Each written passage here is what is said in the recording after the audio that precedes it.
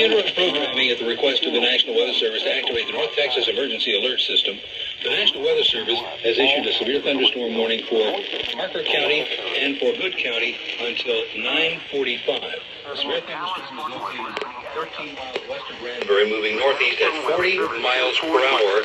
This storm warning contains a tag of destructive thunderstorm winds, especially for Lipan and Horseshoe Bend.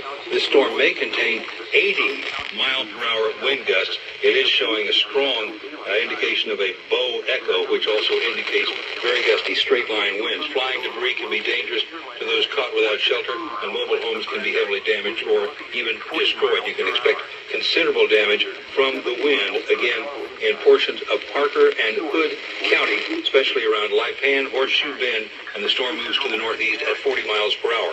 All North Texas stations affected by this alert are requested to relay the preceding message.